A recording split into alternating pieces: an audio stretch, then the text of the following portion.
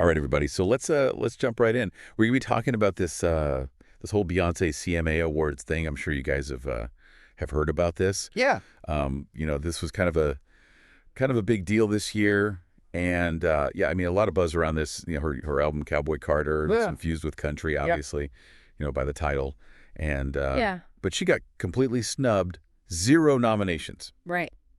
And so we're gonna be looking at this BuzzFeed article by Morgan Sloss, who really highlighted this and got some interesting thoughts from Billy Ray Cyrus Yeah. on this whole thing. So yeah, we're gonna be looking at this kind of intersection of country music genre bending and how these award shows handle it all. Right. Yeah, it's a fascinating kind of debate, right? I mean, what even is country music anymore? Like, how do we even define that these days? Yeah, and it's interesting too because with Beyonce and Cowboy Carter, she really went all in on the country sound. Oh, she did. Yeah. This wasn't just like a little hint of twang. No, not at all. We're talking like topping the Billboard country music charts. Well, for sure. First black woman to ever do that. Yeah. And her hit Texas Hold'em went #1. It's huge. Yeah. 11 Grammy nominations for the album. Huge. Yeah. You know what's so fascinating about this too is this idea that like this isn't just her kind of like dabbling in this different sound. Right. This is part of a whole trilogy she's got going. Yeah. This whole like reclaiming musical genres that have black roots, And so many people don't even know that about this album, No, they don't, right? that it's part of this bigger project. Part of this bigger thing, yeah. Yeah, it's incredible. And I think this speaks to something that often gets overlooked when we talk about country music, and that's the Yeah. history of black influence. Right. It's like we think about country music today and maybe who the biggest stars are, but we're talking about the foundations of this genre, Yeah, going way back. way back, and Beyonce's project is like Yeah. directly connected to that lineage. Yeah, absolutely. It's amazing. And it's not just paying homage to these roots, right? Well, It's like I'm blending it. blending it. It's like a whole new thing. It's like, Yeah, and the way she blends country with other genres right. is incredible. Yeah. Like in Daughter, she's got this Italian aria Caro Mio Ben woven in there. Wow. It's like country and opera. Why? Who else would even think to do that? It's amazing. And it works. Right. I mean, it makes you kind of step back and be like, well, what are the rules here? Like, Right. what are the boundaries of genre? Yeah. And is that something we should even be, paying attention to? Yeah. When music is evolving like this. Well, and that's what I was thinking about. Like, remember a few years ago, Oh, yeah. we had the whole Lil Nas X Old Town Road thing, Oh, totally. Yeah, huge. and that blurred the lines. Oh, for sure. Blurred all kinds of lines. And it won Musical Event of the Year at the CMAs in 2019 With Billy Ray Cyrus. with Billy Ray Cyrus, Yeah. So it's like, It's like, are these award shows like reflecting how these genres are evolving? yeah, are they keeping up? Or are they trying to like hold them back? Yeah. It's an interesting question. Yeah, for sure. And speaking of, speaking of Billy Ray Cyrus, yeah, he went on Instagram yeah, about this whole thing.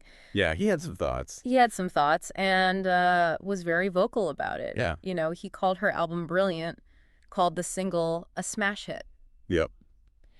and even said this, and I'm going to quote this directly: Beyonce doesn't need a trophy from the CMA or permission or approval from any of their judges. Whoa. Yeah. So he's like throwing down the gauntlet a little bit. Yeah. Right.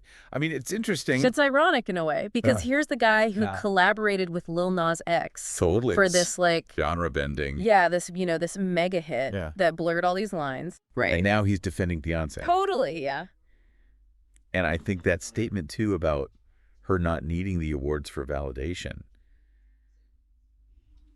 I mean, it's pretty powerful. It is. It's a powerful statement. It's like almost saying like she's beyond that.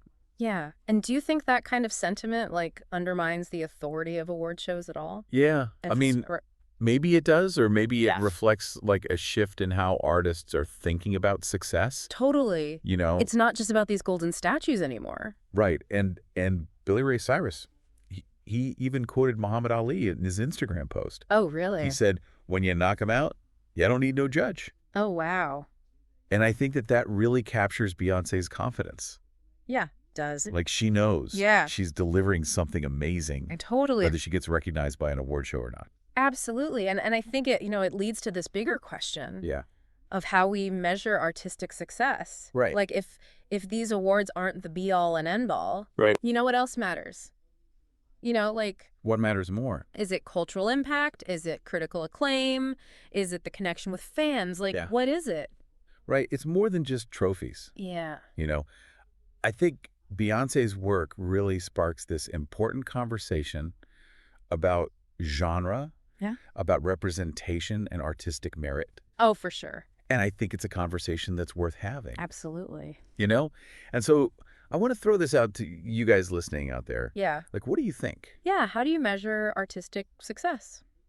You know, what are the things that matter to you? What matters to you? Yeah. Because, you know, I think at the end of the day, that's what's really important. Yeah, it's not just about these Yeah. institutions, you know, deciding for us. Right. What's good. It's Right. about us deciding. Yeah, exactly. And I think that's something to really think about Yeah. as we wrap up this deep dive. It is. So thanks for listening, everybody, Thanks, everyone. and we'll catch you next time. See you soon.